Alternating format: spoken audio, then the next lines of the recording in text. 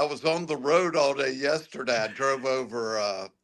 My wife and I went and did a show for a camp for disabled children, and I got back late last night.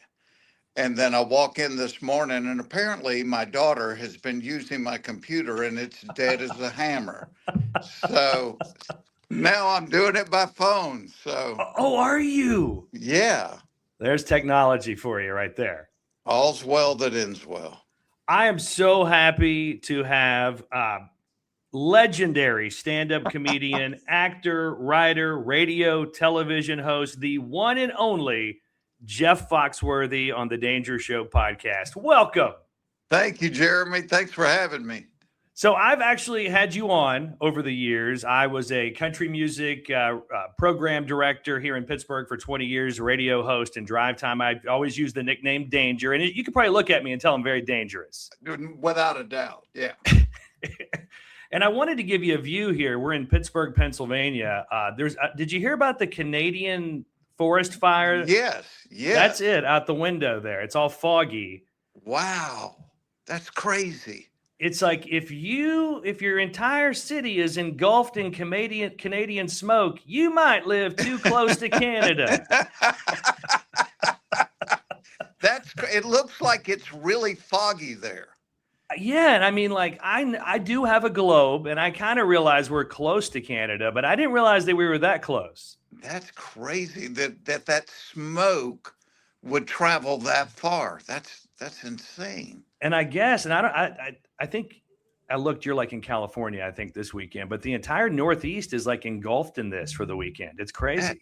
That's nuts. Yeah, I'm in Atlanta right now, but I'm about to head out to California. I got shows out there this weekend. And that's the reason you were kind enough to do this show. I have talked to you over the years on radio, but you are going to be at one of my favorite spots up in the mountains. You're going to be at Timber Rock Amphitheater in Farmington, PA on July 31st. Get tickets at timberrockамp.com.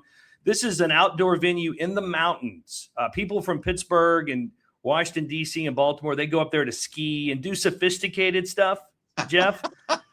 But on July 31st, they will be there to watch you. There's the beautiful view. I wanted you to see that. Wow. That's awesome. That's minus the Canadian smoke, though. So hopefully that's gone by July 31st. Well, hopefully people won't just hear me. They'll actually see me when I get to come up there. So, so I've been in Pittsburgh. I told you I was on the radio here for over 20 years. I'm from Tennessee, though. And when I moved here on a country music station, I was amazed at how much they love the country lifestyle in the North. You're from Georgia, and you've made your living off country lifestyle jokes and comedy. Rednecks are everywhere, aren't they? 30 minutes outside of every major city, to tell you the truth, Jeremy, growing up, I thought we had exclusive rights to them in the South. And through doing stand-up, I've actually been to all 50 states, just about every part of all 50 states.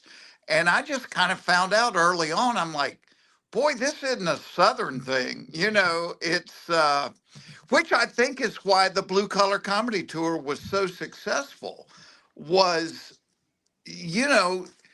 when Kings of Comedy started, Atlanta was one of their first stops. And there was an article about it in the paper, and it said it was a show for the urban hip audience. And I said to Ingval, I said, boy, that leaves a lot of people out. I said, we need to go talk to those people. And he just kind of laughed. He said, what would you call it? I said, I'd call it the Blue Collar Tour. But I really do think that's the backbone of America. It's not these big cities. It's everything in between the big cities. It really is. I mean, I think Brantley Gilbert had a song, Country Must Be Countrywide, and he's from Georgia like you are. Yeah. And he said it right. There's country folks all over this country from north to south, east to west. And I think that's one of the reasons why your comedy has resonated with the whole country. Well, I was very lucky early on in my career because probably like most young comics, I was looking at billboards, watching commercials, going, what can I talk about? What can I talk about? but I stumbled on something that just worked for me. And that was, I just figured if I thought something, or my wife said something, or my family did something, I was going to trust other people were thinking and saying and doing the same things.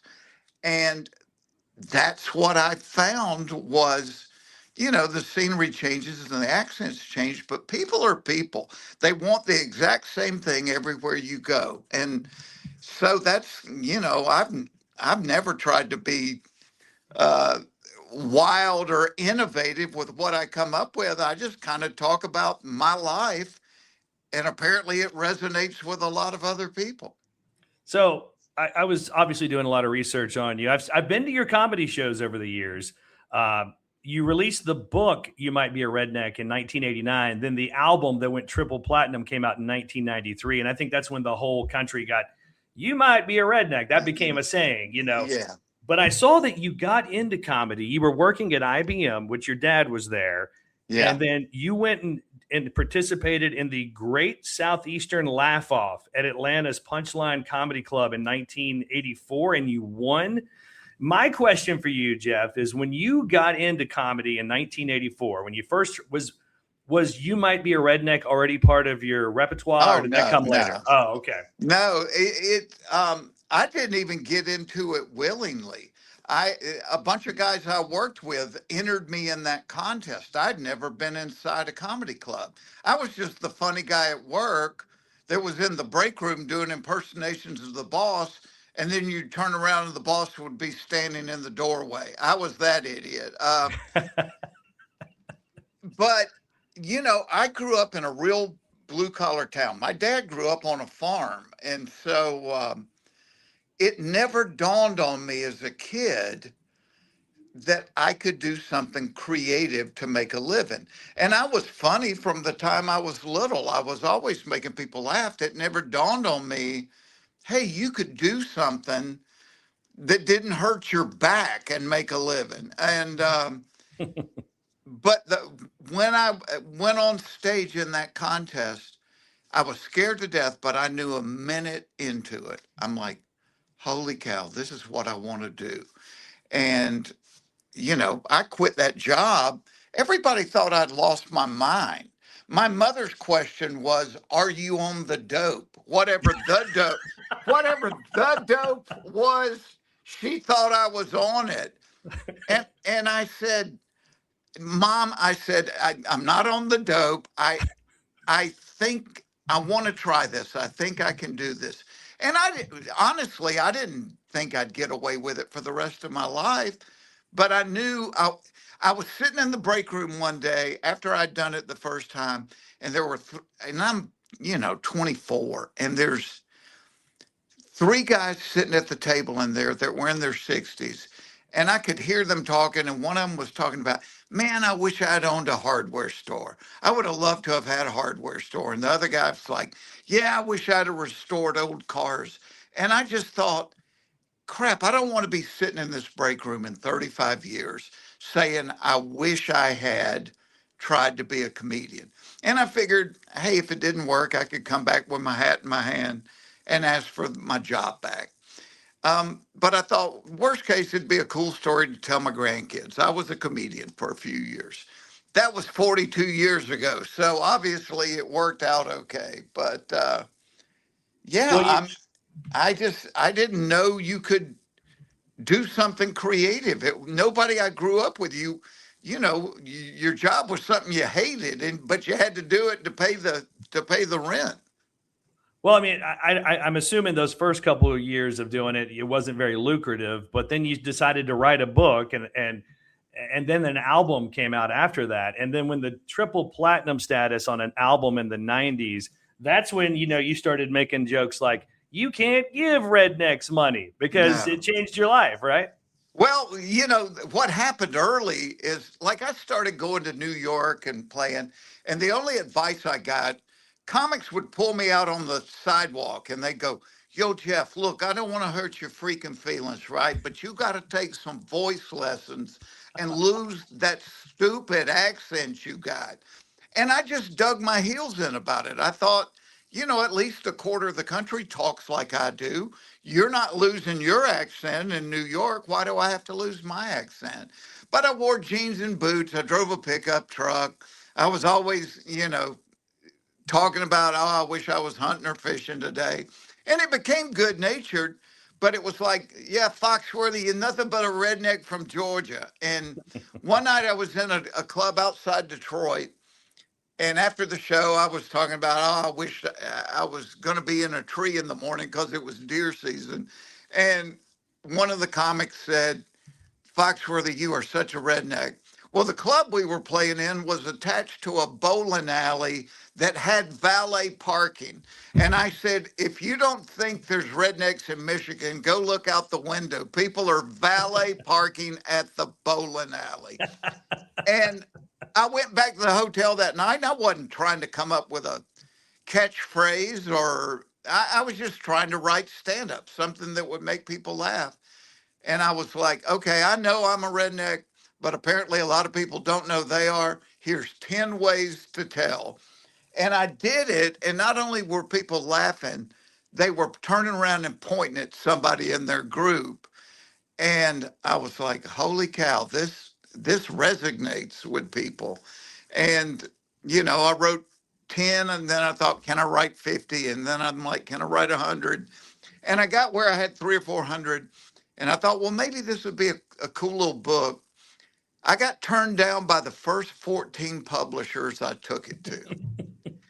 And the 15th one said, I think this is kind of funny. He said, how does $1,500 sound? And I thought he was asking me for $1,500 and I didn't have it. And he said, no, no, no, we're going to pay you. And I said, how many do you think will sell? He goes, oh, I bet we sell 5,000 of them. Well, we sold nearly 4 million of them. I And remember the book. I remember it. yeah, it was on toilets. It was on the back of toilets nationwide. Um, Yes. but they were one-liners. They were easy to retell. They were easy to remember. You could do a bunch of them in a short period of time. And it just kind of caught on. And then Warner Brothers in Nashville uh, had took a meeting with me, and they said we want to do a comedy album. And I said, because I grew up like in the '60s, people bought comedy albums, Oh, yeah. and I said I don't think people buy comedy records anymore. I said, what's your goal? What do you think we can sell? And the guy at Warner Brothers Nashville said to me, if we sell 100,000 of them, everybody in this building will be throwing confetti.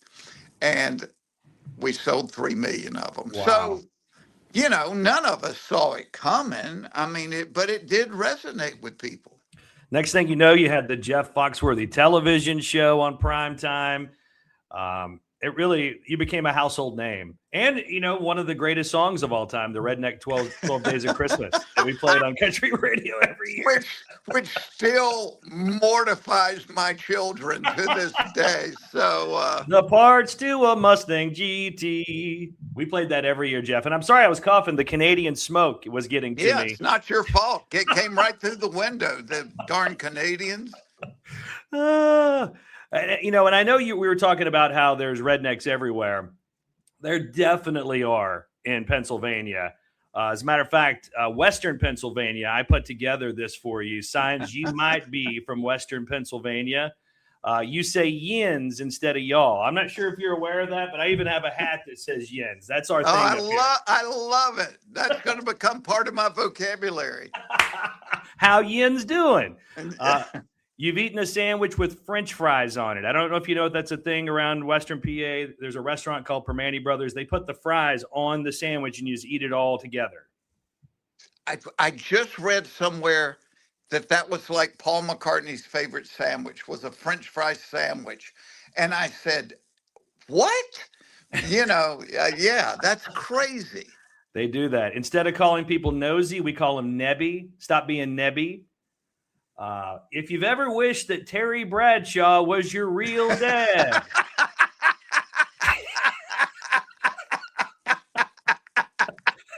You might be from Western Pennsylvania. And I thought you'd like this one. This is real. When I moved here, it blew me away. If you call people you don't like a jagoff, you Yeah, might be from Western PA. And they a couple years ago, because I thought, man, you can't say jagoff. Remember, I've been on the radio for a long yeah, time, yeah. but they put it in the dictionary a couple years ago, and I was going to try to show you that real quick. I think this is it right here. Jagoff is in the dictionary. It's a American slang term associated with the Pittsburgh and Chicago area, meaning a stupid, irritating, objectionable, or contemptible person. A jagoff. See, It's real. in the South we just call them relatives. Uh,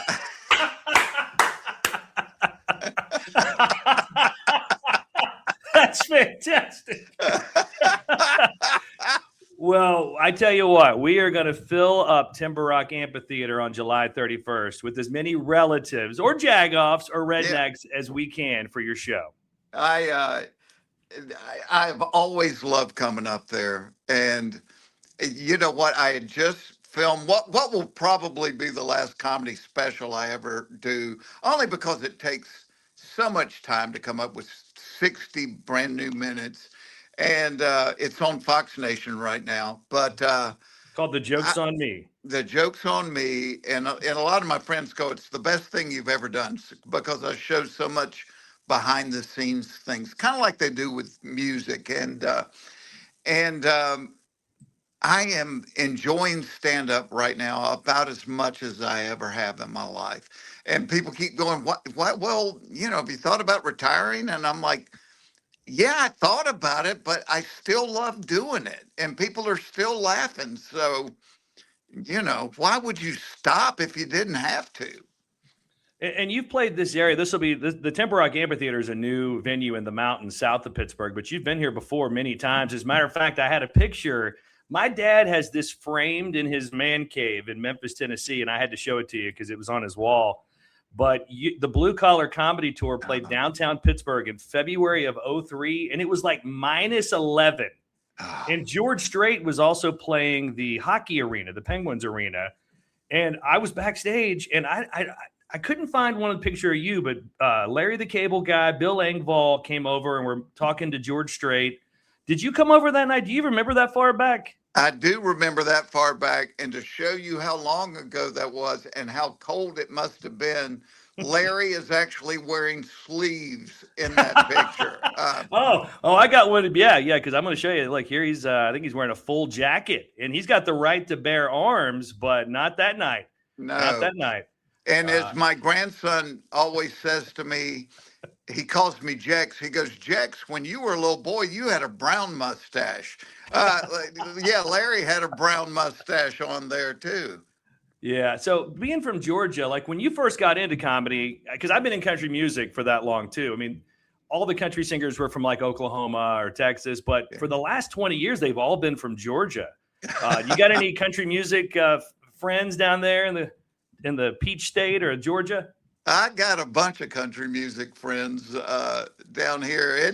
It's kind of amazing. I got to talking to Luke Bryan one day when he first started, and he was talking about being in one of his dad's silos, and they dumped a load of corn on him, and he was scared he was going to suffocate down in the. I mean, that's how sophisticated Luke is.